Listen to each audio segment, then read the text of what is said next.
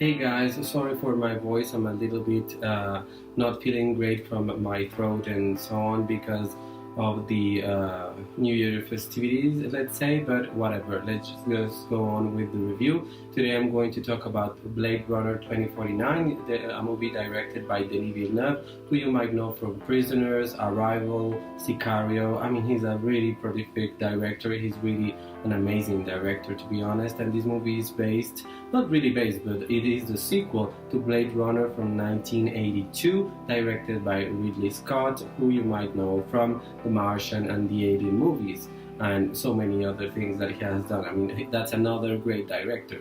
Blade Runner 2049 picks up a little bit a time after the original Blade Runner, when the replicants are again on the verge of extinction, and the old models are being chased after by other replicants because they need to be deactivated, because the old models apparently orchestrated kind of a revolution, and that revolution of course was crushed by the humans and the new replicants, so they have to be turned off basically. As a movie that it's kind of like a film noir, this movie has a great mystery underneath it, and that's the very interesting part of this movie, and it begins right there, and it's really interesting how things unfold. And I have to say that the first and second thirds of this movie are really interesting and really great, and they really feel like a detective movie from the 1940s or something, but with a futuristic landscape and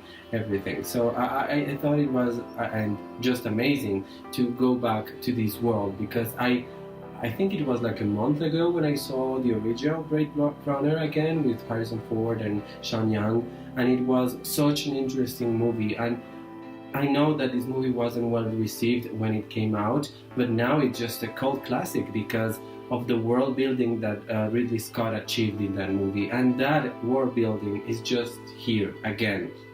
It's just like they were able to copy it and improve it a little bit with today's technology, but it's basically the same thing. It's just amazing. The costume design and the production design and the visual effects of this movie and the sound, of course, are all just so amazing. The music is amazing in this movie. It really has great aspects overall. This movie, as you might know, stars Ryan Gosling as the main character, a detective named Kay.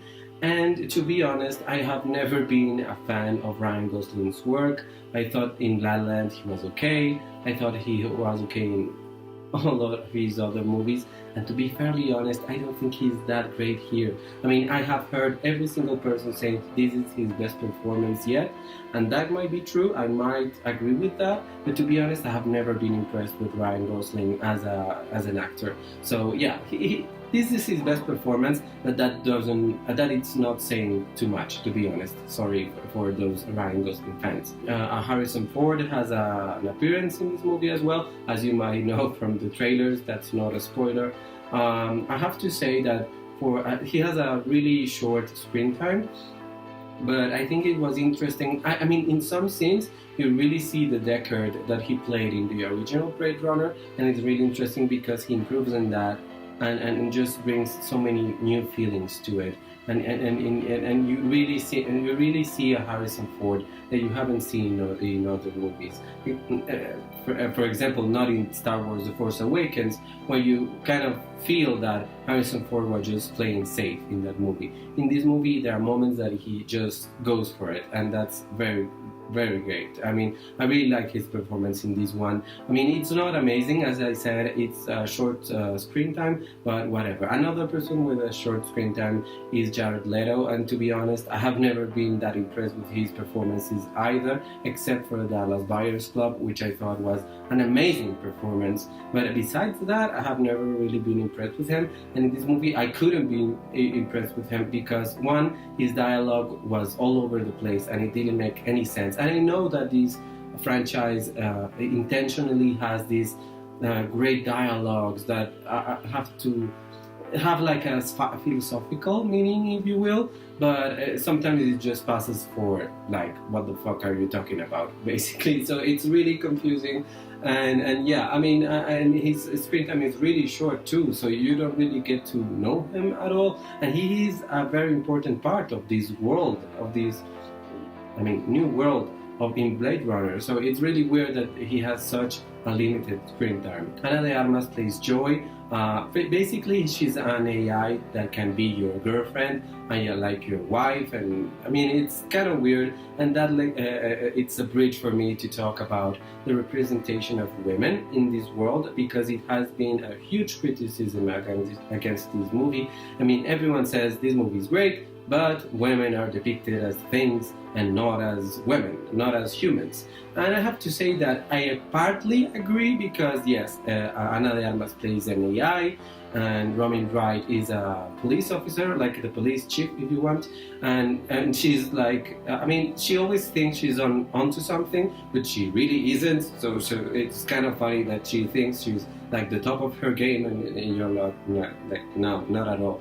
There's an assassin called Love that she works for the Jared Leto's character, and she's really interesting. I found her really entertaining, because she's really a machine. She's really these like forces all in one woman, and not really a woman because she's a replicant, but whatever. It's really amazing how physical she is and everything. But the bottom of the thing is that I think Ridley Scott in the original movie and Denis Villeneuve in this movie wants to say about women is that the future of humanity is not kind to women, and that the present of humanity is not kind to women. And that's something that the director has said. He was trying to portray the present, not only what he thinks the future will be, but what the present is. And the truth is, present is awful to women, and that's kind of changing slowly with new movements, social movements and so on. But we still have a lot to go. So I think it's really interesting that he decided to make us see, like, yes, this is how we treat women, and if we continue down this path, look at what will happen. Women will only become prostitutes, AIs, or people that are just so out of the loop that they don't really matter in the big scheme of things.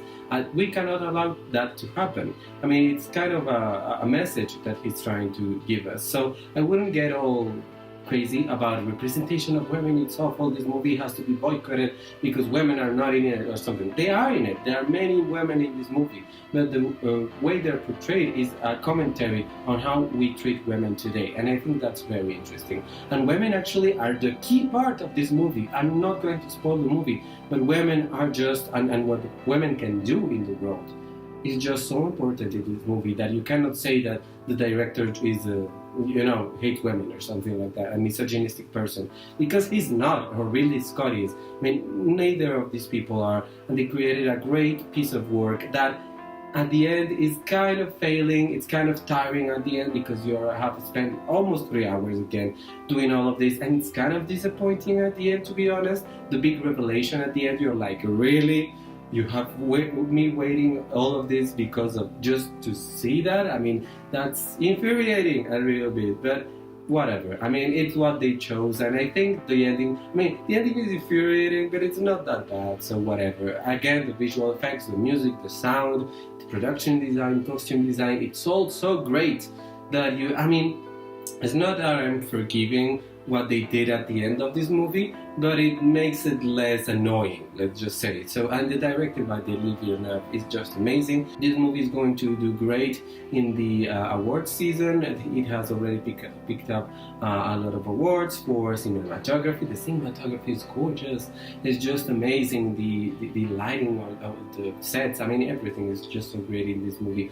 And the visual effects, expect a lot of Academy Award nominations for this movie, for sure. Thank you so much for watching this review. Please like this video or dislike it or whatever. Subscribe to my channel, share this video on your social media, and please comment down below if you have seen or not seen Blade Runner 2049, or what do you think of the original Blade Runner. I would like to know that. So thank you so much for watching this review. Big kiss to you all. Happy New Year's, whatever. Thank you so much. Sorry for my voice.